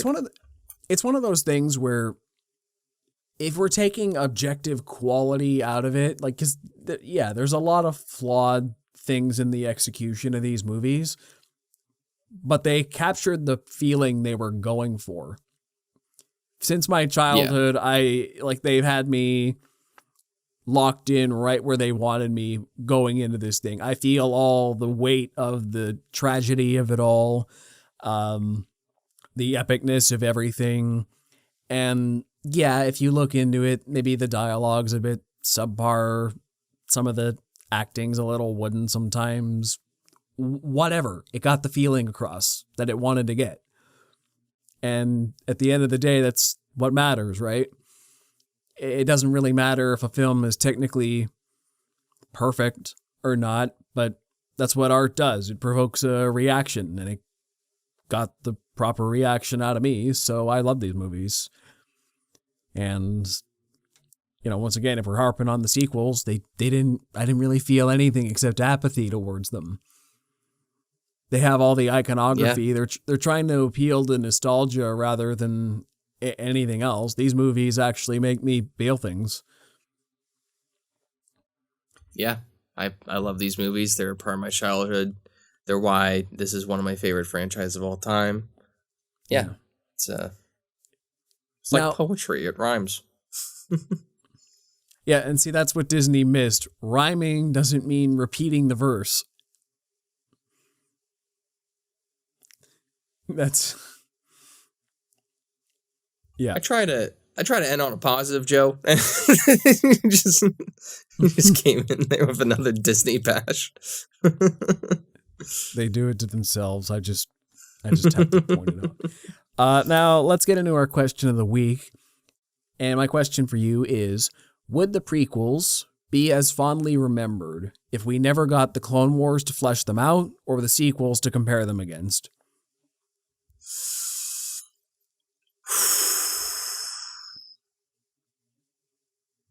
I think they would have been, but only for like a lesser audience.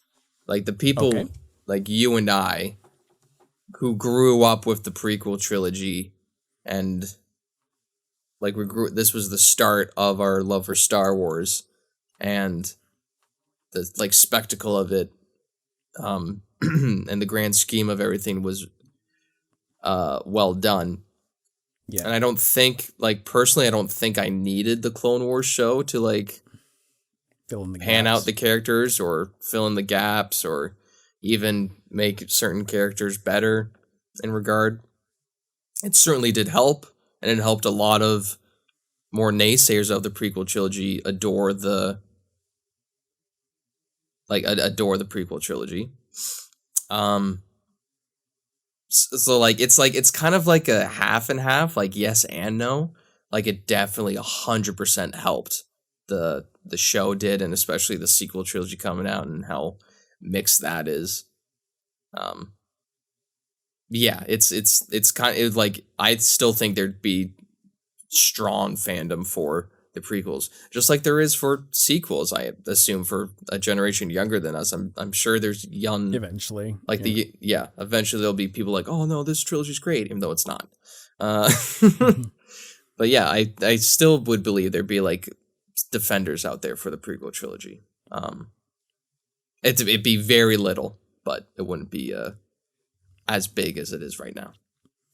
Yeah, I really do think that most of the love the prequels get today is from people who gave the Clone Wars a chance and said, oh, you know what? These movies had a lot of really good things going for them. They just didn't get the time to flesh them out as well as maybe they ought to have. The Clone Wars gave us... It took all the things the movies did and just gave us more of it. And I think that's the thing. It didn't have to fix anything per se. It just gave us more time. Like, I know a lot of people said, oh, Anakin's fall was maybe a little rushed. All right.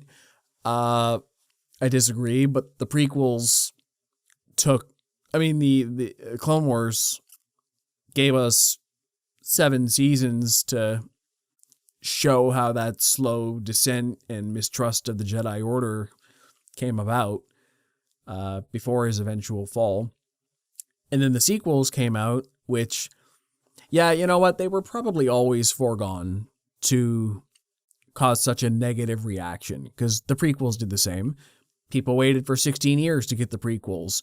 We hate them. Too many expectations placed on them. Sequels, same thing.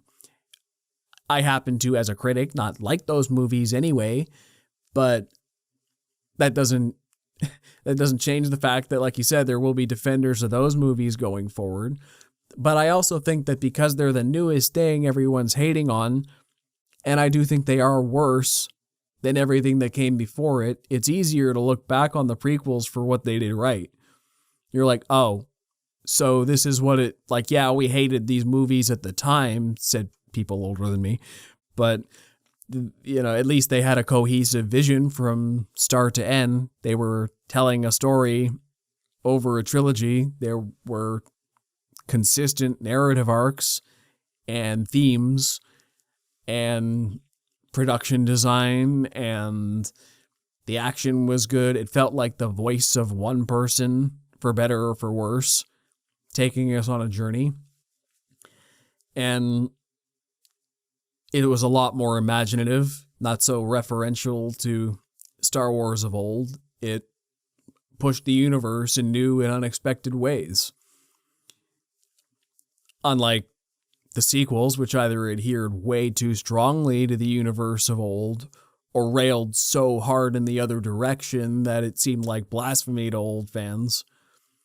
The prequels found that perfect balance of, okay, we're doing it different, but still mostly like you remember. Like you can see how it fits in. It's not out of nowhere. So yeah, I don't think the prequels would be as fondly remembered without the sequels or the Clone Wars. Because I find that in my experience, the people who haven't really involved themselves in new Star Wars at all still dislike the prequels as much as they ever have. It's only the people who have seen the Clone Wars and the sequels that are like, yeah, what are you talking about? The prequels are great. Yeah, I agree. Well said. Yeah, well, that's all I got to say on defending the prequels. You good? Yeah, I'm all good. Well, you can find me at Ryan Walker Official on YouTube, TikTok, and on Instagram. And you can find me on YouTube, TikTok, and on Instagram at ThoughtPlane Media. Also, check out the Close Up with Ryan and Joe Facebook page for latest updates on the show. If you listen to us in audio, check out our YouTube channel. And if you're on YouTube, find us anywhere you get your favorite podcasts. We hope to see you on the next Close Up with Ryan and Joe. Till next time. Take care.